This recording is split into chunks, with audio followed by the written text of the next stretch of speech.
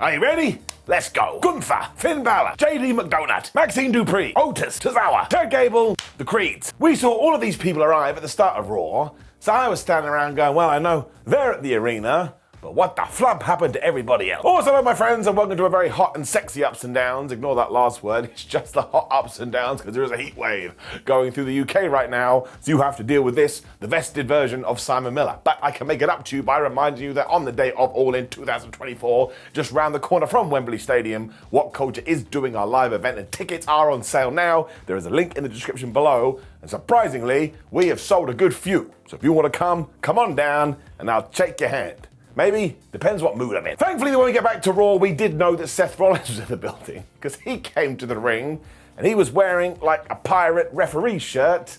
I mean, it was essentially a blouse. It had puffy shoulders. He did make me laugh because he told the two morons to come to the ring, and he was referring to CM Punk and Drew McIntyre. And amazingly, they both came to the ring. So using the power of logic, I guess that means they must be morons. There was so much sexual tension during this as well. Thought they were just gonna bang at one stage. Regret saying that, I am sorry. And Rollins reminded all of them, listen, you're not allowed to hit each other. By the way, you're also not allowed to hit me. That made me laugh. It was like, remember, I'm here too. Don't punch me in the face. I really do not want to be punched in the face. Now, Punk left after this because he was like, well, if we can't get physical, what's the point? Where Drew got the mic and he said, listen, I'm a patient man. I can wait till Sunday. Get your cowardly ass back in this ring. This really annoyed Seth, though, because he would see what's going on here. He was like, listen, I will take this shirt and I will give it back to Adam Pearce and I won't referee your stupid match and then you two will not be able to have a fight. So maybe we should just get this going. It actually worked. Everyone got back in the squared circle. Well, kinda, because before that, I think Punk called Seth a boot-licking office boy, which is very interesting. When Drew was like, well, you want to say that, but I have something to say to you, CM. I think you're nothing but a cancer, and lo and behold, you've even gone down and you've infected NXT. Rollins was then bored of this once again, so he told them to shut up, because he was about to explain what the rules at SummerSlam will be. Essentially, there is only one rule. You don't talk about Fight Club. But that's not right. You have to listen to Seth. He's also going to be Judge Dredd because he is the law. And basically, he made it out like he's going to play loosey-goosey with the rules. So if they are on the outside of the ring, maybe he'll count to 10. If there is a disqualification, maybe he'll call it, and maybe he won't. And when it is time to do the 3, well, he shall choose the speed that he counts. So we were just essentially telling you there is going to be a lot of leeway in this. But once again, Rollins said, if you do disobey me, I'm going to push your face into the dirt. So I guess it must be a buried alive match. Punk easily called Rollins a liar because there's no way you can call this down the middle. When Drew was like, hey, you, look over here. Don't worry about that guy. You need to worry about me instead. That's like CM Punk. I do understand what's happened here. You thought Seth Rollins was Drew McIntyre. I mean, they basically look exactly the same. He then said Punk is nothing more than Charles Manson because he infects people's brains, to the point even when McIntyre goes to the grocery store at the moment, people are chanting CM Punk's name at him. I mean, can you imagine? I'm just going to grab some of this cheese. Will you shut up? McIntyre then also reminded CM that at the Royal Rumble he had injured him even though he wasn't trying. So come hot WrestleMania, it's going to be full-on physical assault. Break it down. There is the crime counter. I looked it up in a book. Assault is an actual crime. Speaking of which, Drew also said he's going to continue to beat on CM Punk until his heart is no longer beating. That's called a death threat. Bring down the crime counter. This thing going crazy. McIntyre was also pumped because he gets to do this and get paid for it when really he would do it for free. When CM Punk weighed in, he was like, man, I haven't been here for 10 years. And I got to deal with your moronic face. Now after this, there was this kind of awkward moment where they all stood around for a while as the crowd started to swell. But I love it when we do stuff like this. People are too afraid of the silence. Oh man, this segment was really, really weird. No, it wasn't. It convinced me that maybe Drew hates Seth and Seth hates Punk and Punk hates Drew. And that it may be real. I don't know if it's true, I don't know if it's not true, but they have suspended my disbelief. Bravo. Punk also made out that people chant for him and they sing Seth's song, but they don't do anything for Drew, so he is the third wheel, and messing with him is the best and worst thing that Drew has ever done, because once again, come the weekend, he is toast. With butter on. Because after all, Drew is a stupid idiot because he dumbed his way out of the world title at WrestleMania. And while he may be big and while he may be fast, what he doesn't have is heart. And CM Punk has that in spades. He then asked McIntyre, what do you have? Which is, of course, when Drew showed off the bracelet, and Punk couldn't handle that, and he got right in Drew's face, but he wasn't allowed to hit him. Always makes me giggle. When you do this in wrestling, there is no way to make it look realistic. If you were going to hit someone, you would just hit someone, but instead you just get right up in there, shmush, and you act like you're going to kiss them. It is a really good story beat though, and then CM Punk's music just started to play. Not gonna lie to you, that was really weird. Now while I do understand the people going, oh man, this was more of the same, that is the equivalent of you telling me that I can have more pizza after I've had pizza. Believe you me, I love a slice of pizza. I just think the major way is that you can feel the hate, which is the sponsor of this match. And given that in the week, Drew McIntyre actually posted a picture of him with Jungle Boy Jack Perry on Twitter. Bring it down, hater of the year. And who is still in the #1 position? It is absolutely Drew McIntyre. I also have absolutely no idea what is going to happen at SummerSlam from either of these guys, and that is Wrestling Secret Sauce. So I thought it was very, very good, and I am super pumped for this match. And honestly, Repo Man could get involved. I'd be like, well, I should have seen it coming, because anything is possible. Give it up. We then cut to the Judgment Day Clubhouse after this, and man, somebody had destroyed the PS5. Carlito was totally beside himself. I was like, dude, I understand. Rhea Ripley blamed Liv Morgan for this because of course she did when eventually Damian Priest walked in. And he didn't really care about any of it because later on, Finn Bálor is taking on Gunther. He wanted to help out and be at ringside, but Finn said, no, I must do it by myself. And essentially, we continue to plant those seeds. The Day of Judgment gonna break up. He also knows that Judgment Day will finally take care of Sami Zayn and Jey Uso. When very interestingly, Dominik Mysterio and his moustache were like, well, I tell you, Carlito can take on Sami Zayn. And Kyle said he would go and talk to Adam Pearce and sort it out. And I was like, I don't think we can trust this, we better keep an eye on it. So I really do like how we've integrated Carlito into this group. Like, doesn't do much of anything, but anything he does do is entertaining. And we'll have more proof of that in about 5 minutes. Michael Cole then did indeed tell us that the Creeds had fought a blood sport over the weekend, so we are living in a totally different world. It is not Toto anymore, Kansas. And given that we had talk about Julius and Brutus, they were going to take on the Alpha Academy. Now, of course, they had to win here to justify the fact that Chad Gable had brought them on board. So after they had whipped Tozawa's ass for a good old time, although he was able to smash out a dive, Otis got the hot tag, he hit the caterpillar, and everybody went crazy for this dude, because basically he's the best. Even when Chad Gable got on the apron, Otis just turned to him and punched him right in the jaw because he deserved it, but you know that a wrestler can't handle that in a wrestling match, and it basically caused the distraction when the Creeds went to the second turnbuckle and they gave Otis a back suplex from there and they pinned him for the 1-2-3. Now, me explaining and describing it doesn't sound that good, but it looked pretty badass. So basically, Chad had gone and done it again, and this is when he and the Creeds attacked Otis right after this. When Maxine got in there, she slapped Chad Gable right around the face because she knows he's a massive goober.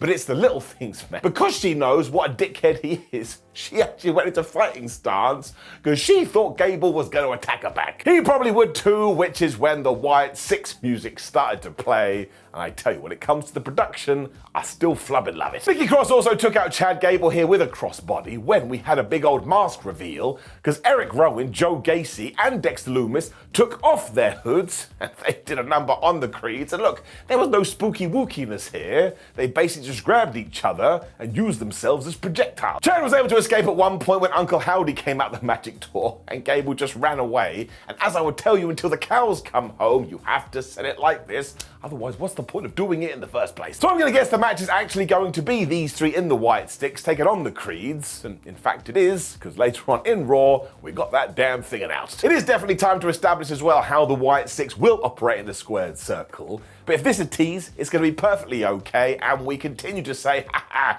eventually we will do Chad Gable versus Otis. Giving it up. Before I forget too, there was a Damage Control promo later, which we will talk about, but I also want to mention that when Dakota Kai was talking, I am pretty sure the Wyatt symbol was behind it. Now, the reason I want to bring it up now is because I think the Wyatt Six have made it very clear, if you betray family, you're in our bad books. And what did Dakota Kai do to Bayley? Watch this space. But then got a massive twist, because we were back with the Judgment Day, and Carlito walked in, he was like, I've gone and got the match made, but it wasn't Sami Zayn versus him, it was actually Sami versus Dom Dom and his moustache. Priest and Rhea were absolutely livid about this. They said, fine, you now have to go and deal with Jey Uso. Carlito was like, I can't do that. I don't have my baby oil. The man is the best. Ripley still made it clear that he is going to have to fight Jey and he shall do it by himself. So once again, I don't mean to repeat myself, but it is true. We are heading towards the breakup of the Judgment Day. Well, we went straight into big men slapping man meat, and you ain't going to believe this, but my wish came true. Well, not my wish. If I had a genie, I wouldn't wish for this, but big Bronson Reed finally got a win. Oodalali. Now he was taking on Sheamus as well, which doubly surprised me. These two just kicked each other's ass. It was an absolute delight. If I hadn't been watching it like 4 in the morning, I probably would have got some popcorn. Sheamus also hit this white noise from the turnbuckle, which is super impressive because Bronson is big, when he hit him with 16 beats of the Bodran or whatever it's called.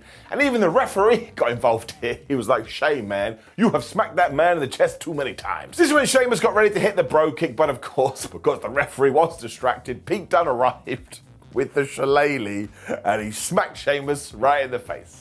I was like, it's the 29th of July, and the shillelagh has finally returned. It, of course, allowed Reed to hit the big old tsunami to get the 1-2-3. So yeah, sure, it wasn't the cleanest win, but beggars can't be choosers, and I was doing the dance of joy. Bronson deserves it. I really do like all this Pete Dunne stuff as well, because you would be upset if you think your friend turned your back on your group that you had made called the Brawling Brutes, because now you can't be a brute and you can't brawl, so of course you're going to be a sad panda. I suppose this could end up in a one-on-one match, or you could do the three-way.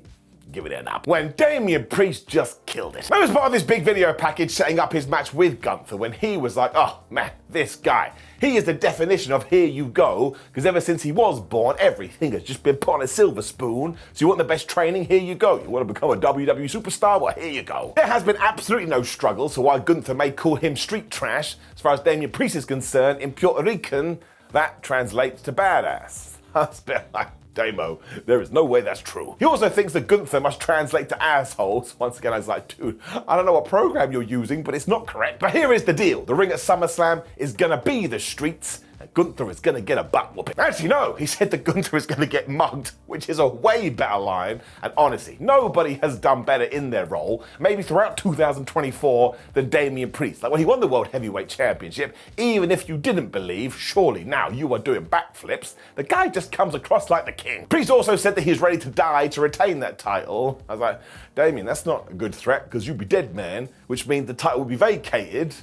Gunther would probably end up winning it anyway. He did end with a line though, welcome to the neighborhood, and once again, Damian Priest is just on fire right now, but nobody put him out water, because I want more of this. I've also totally changed my mind as well, because now I think Damian Priest will successfully defend at SummerSlam when we get to the Berlin pay-per-view premium live event, and Gunther can have his moment there. And talking about just playing videos to get behind someone, Bron Breakker then went and did exactly the same. Because he has talked a little bit on Raw, but mostly it has just been showcasing his power. And here he was like, Sami Zayn, you absolute loser. I know the reasons you are starting to do comedy shows, because you know your time is almost up in WWE, so now you're looking for outside interest. But that ain't the truth with me, and I'm gonna kill you. So it basically means come SummerSlam, Sami has decided and accepted he is going to lose, which means that Bron Breakker is about to become the Intercontinental Champion. While Zayn has been off doing all this stuff as well, Breakker has just been training harder and harder in the ring. Honestly, this was really good too. And in fact, while most of the matches were just okay,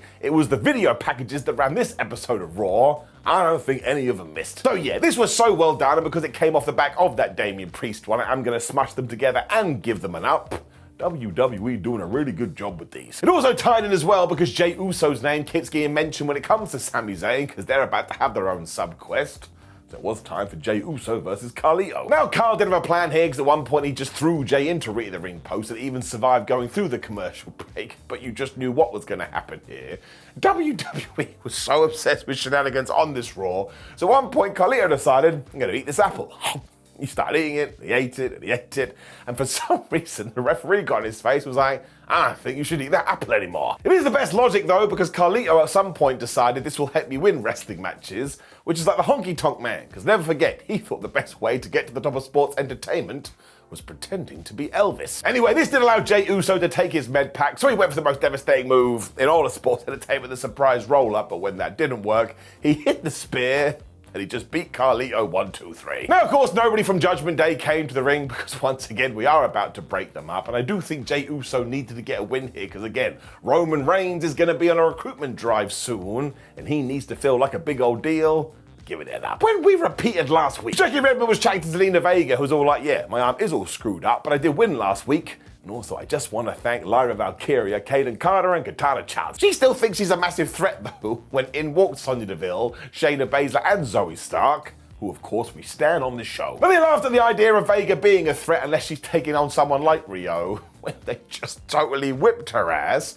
and I'm pretty sure Shayna Baszler broke her arm proper. I mean, she went right after it. After the break as well, we saw her in the local medical facility room, and then all of a sudden Lyra, Katana, and Kayden were there. I was like, you are the worst friends ever. This is like when I bump my head and someone goes, are you okay? It's like, well, obviously not. I just really hope this does result in some proper beef and some proper promos and a proper feud, because we have got the building blocks here, but you can't just go straight into the match. Look at everything else WWE is doing at the moment. There's layers like an onion. We then learned after this that The Miz is going to be the host of SummerSlam. Well, we got this most ridiculous skit with R-Truth, because Miz was trying to explain that Cleveland is his house, because that's where he was born, so Truth thought he was going to be hosting SummerSlam from his house in LA, and if anything else, if you are going to be a host, there better be hors d'oeuvres. Miz was like, there's not going to be hors d'oeuvres, when Kathy Kelly, who was doing the interview, was basically like, well, there probably should be hors d'oeuvres, and Miz was like, man, fine, I'll bring hors d'oeuvres. You won't be surprised to hear this from me.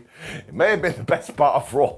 And I saw people on social media just hating this. So hello, I'm absolutely the problem. Give me more of it. And then Karrion Kross was mad. He's always mad. But he was getting ready to fight Xavier Woods when we did learn that Kofi Kingston had re-injured himself on the tour of Japan. Now, I'm pretty sure this was just for the story on Raw, but I hope he's okay. I love Kofi Kingston. As far as Kross is concerned, though, the reason he didn't turn up to Monday night is because he knew he wasn't going to be in the spotlight, and that's why he wants to help Xavier Woods join the Final Testament and tell all the kids that the power of positivity is absolutely crap. Well, that doesn't sound like a very good deal for me, but the real cutting line is when Karrion was like, let's not forget when Kofi lost his WWE title in 6 seconds. And I was like, listen, Mr. Kross, that may have been back in 2019, but it is still way too soon, I'm not over it. As they were already in the squared circle, Xavier then just smashed him one. The referee was like, well, we may as well start the match anyway, and you could see what was going to come here a mile off. That's exactly what happened. Because of course the authors of Pain were writing a brand new chapter in their book, which was Let's Screw Over Xavier Woods. And they were just causing so much distracting. When Woods finally decided, man, I'm done with this. So he dove on one, and the other guy, I think it was Razor, went right into the ring post, because he did not time his run well at all. Now Woods was still able to hit his big elbow drop, but there was such a gap. Kross himself had replenished his HP. He hit the final prayer, and he just beat this guy, you know, dos tres. Now here is the deal, I do like this feud, and I think for a good old few weeks it's been like, oh yeah, that story's happening, and it's a nice filler. But over the last 7 days or so, it just kind of feels like it's lost its way, because we need the extra part of the narrative, and it's just not coming. There's also stuff in here as well, because I've already told you, every single match so far had just been shenanigan finish, here's a distraction, here's some interference. So here it just felt like a little bit too much. So when you do throw everything into a cannon, you do have to give it a down. Now listen, this will be absolutely fine, but next week we just gotta do something big with it, because I am invested, but you can't rest on your laurels for too long. When we just had the best footage. Because we saw earlier in the day that Triple H had welcomed a WWE legend back to the show. He's kind of been estranged for many a year, and that's right, Jesse the Body Ventura. Now, I don't want to get into all the stuff here, but this is absolutely a guy that should be brought back into a fold. I don't care which way you want to pitch it. When it comes to Ventura, he is an absolute wrestling legend. Now, I guess we have to wait and see how this all works out. Becky was then chatting to Sami Zayn, who thought Bron was hilarious, because he was like, yeah, I am doing comedy shows, but you know when I did one of these events before Money in the Bank? And how did that work out for Bron Breakker? Well, he still went and lost. Now, he does admit that Breakker is finally getting to him, because even after he reunited with Jey Uso last week, he still got his ass kicked, but that just means when he heads into SummerSlam, he's got to be ready. This is so damn important, though, because once again, Sami is just casually reminding you, oh, I am friends with Jey again, and I wonder why we do that. When I tell you, Liv Morgan flipping killed it. I just think she's so good in this role, and here she was outside with a big fire, as she burned pictures of Dominik Mysterio and his moustache. She's totally unhinged. She also said that Dominik was nothing more than Rhea's bitch. So bring it down, there it is. Finally the bitch counter makes its debut on a WWE show, and it's already at 21. We only started this at the beginning of July. Morgan also said she regretted every single tear she had shed over this guy, but that's totally fine, because come the weekend, she will defeat Rhea Ripley, and her revenge tour will finally be complete, and then Dommy Boy can be the one who is crying next to his stupid girlfriend. So he is so gonna screw over Rhea Ripley, and this definitely is a ruse.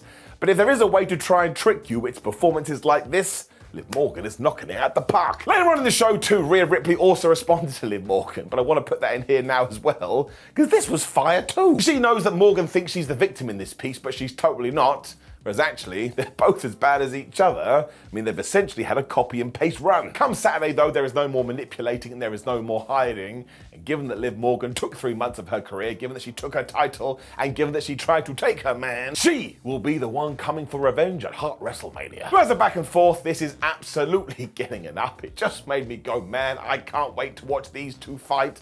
While I'm pretty sure Liv Morgan retains the title because Dominik Mysterio does do dirty, as he would do by Rhea Ripley, I don't know for sure. It's another round of applause. When Sami Zayn and Dom ended in a DQ, I mean, what were we just talking about? Now, rather than throw another down in here, I would just refer you to the last down, because I think it all does kind of tie in. And essentially, even though Dominik Mysterio was doing alright for a little bit, eventually Sami Zayn did whip his ass. You know what move he used to try and win? The least devastating move in all of sports entertainment, the Blue Thunder Bomb. Did it work? No, of course it didn't. It never works, and yet people still keep trying to make it work. I don't care, but it's a cool looking move, Simon. I am talking about wins, and I'm talking about losses, and this thing does jack shit. Everybody calm down. Clearly the Judgment Day do not watch wrestling at all, because they ran to the ring to cause the DQ. I was like, guys, what are you doing? That move don't beat anyone. It really did make sense though, because of course, who was the guy to come out to make the save? It was Jey Uso, we've already talked about. It also allowed Bron Breakker to sneak in as he is wont to do, and even though he did whip Sami's ass for a little bit, when he went for the spear, it totally failed, and instead, Zayn just booted him right in the face. That looked great. We also kind of repeated things here because Bron pretended he was going to walk away when he tried sneak attack number 2, but because Sami Zayn is the veteran, he has learned, and there's actually he who ejected Breakker from the ring. So now we are just laying the story right there. When it comes to this weekend, maybe, just maybe, he has Bron's number. Now I do actually think that Sami is going to lose the IC title this weekend because of course he is going to go off with Roman Reigns and reunite with the original bloodline, which is going to be awesome. But I really enjoyed the aftermath here because yeah, it's simple but effective stuff. But sometimes that's all you need to do. When we got another Wyatt tape, I wasn't expecting that. And this one was like the Nikki Cross one from last week in the sense it was all just spooky wooky, and it focused on Dexter Lumis, especially because he's going to be in a match next week. If you are interested, I suppose the biggest takeaway is he now has dreadlocks. Why not? I do like all of these though, and of course coming out of it, Chad Gable and the Creeds were with Adam Pearce. Chad was like, yes, I have gone and figured out the identities of the rest of the Wyatt Six because he is the best, but as he has done this, he wants a 6-man tag. We are getting it in 7 days. I am super intrigued to see what's going to happen. It was a 6-person tag next, as it was Sonya Deville, Shayna Baszler, and Zoey Stark taking on Lyra, Valkyria, Kayden Carter, and Katana Chance. It was alright. Now I say that because it was mostly once again something that was focused on the aftermath, although I do not know what we're going to do with Valkyria and Katana and Chance. I mean, I suppose they could still keep their oar stuck in here, but I'm a little bit worried they get lost in the shuffle. Because after Lyra hit the bomb of power for the 1-2-ooh and Shayna Baszler had stopped that, Stark just got into it with Chance when she hit her with the Z360 and she won. I was like, just like that. Now I did pop huge for that because Zoey is the best, but it was massively out of nowhere. However, right after this, Damage Control did make their return to Raw, though they haven't been away for that long, and they're all dressed in black now, but they got into it with those three, so they were essentially telling you we are baby faces now. Now, Io Sky did keep saying that they needed something new. I thought it was going to be a little bit more than a face turn. Io Sky finished all this off with the moonsault too, but once again, make sure we give them a microphone and let's sure we take this beef and turn it into stakes, otherwise it will not have the depth that it does need. But listen man, Zoey Stark just got a win on Raw. I'm giving it up. When Gunther reminded you, he flipping rules. He replied to Damian Priest and said, man, you are just a dude with no emotions. And if anything, I have gone and exposed you. I mean, he couldn't believe that Damian was allowed to take his childhood trauma and let it play out in pro wrestling. And as for Finn Bálor, my gosh, I used to respect you, Finn. You used to be one of the best wrestlers in the world. But now that you're hanging out with Judgment Day, you two are street trash. Somebody give him a prize. Gunther is now never going to forgive Priest for taking all of this nonsense and putting it into the sport of kings, which is why he will win the World Championship at SummerSlam and remind everyone that when it does come to this sort of thing, we must respect it. But talk about just hitting back-to-back home runs, and I'm definitely going to give this an up. It just goes back to what I said about Damian Priest. These two have great chemistry, and I cannot wait to see what they're gonna do. This is when we did have that Damage Control promo with the maybe, maybe not, I don't know, Bray Wyatt symbol behind Dakota Kai, but essentially she challenged Sonya Deville 2 next week because she wants to cut the head off of the snake. Let's hope that she doesn't mean literally. She's definitely going to piss a lot of people off. We then had one final skit with Judgment Day as they promised to do really good at SummerSlam and beyond, where once again Rhea and Damien were like, Finn Balor, we can come out with you. He said, I told you, I don't need you by my side unless you don't think I'm good enough to do it by myself. So we cook it again. They promise that's not the case and ultimately they do not trust Gunther. It turned out Finn Balor probably should have asked for some help because he went to the ring and he lost. Damn. Seriously though, you have to find 15 minutes today to watch this. This was just so damn good. I mean, Finn Balor was trying to chop Gunther and he took him down with one. And while Finn Balor isn't a babyface, he was playing the babyface here and it was just a reminder about how brilliant he is, how brilliant Gunther is. I need a proper feud of this soon. I was totally invested. When he was on the floor too, Gunther applied the Boston crab, which was very interesting because he's not from Boston and he's most definitely a human. But when Finn Balor got out of this, he just went back to trying to take the big man down. Now, he was able to hit the crossbody and he stopped a bomber power when he hit a DDT.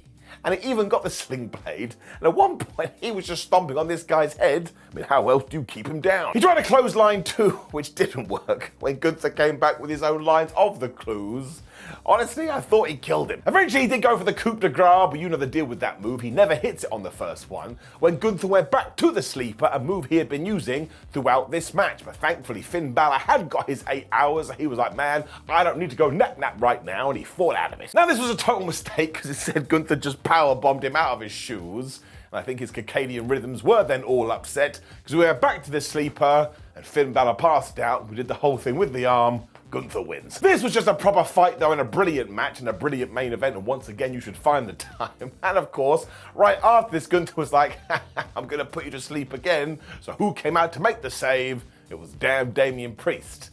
I was a bit like, I don't think Finn Balor's gonna like that. It was really cool though, because he just grabbed Gunther and he threw him over at the announce table and he whooped his ass when Raw went off the air. So essentially meant the last thing you did see was the world champion taking this guy to task. It also throws a slight spanner in the works, because what does it mean is going to happen at the weekend? But in terms of a main event and just reminding you what is around the corner, I am definitely giving it an up. I am going to be a negative Nancy though and throw in one last down because yeah, a lot of the matches we did get on this show, well, they were just a little bit of filler. And look, sometimes you need to be Craig David and do that kind of a thing. But at the same time, Raw has set such a high bar recently. I don't know, I just felt it in my tum-tum, so that's a down. However, in terms of video packages and promos and characters coming together, it is absolutely overall going to get an up. For a go-home show, it got me pumped for the pay-per-view premium live event.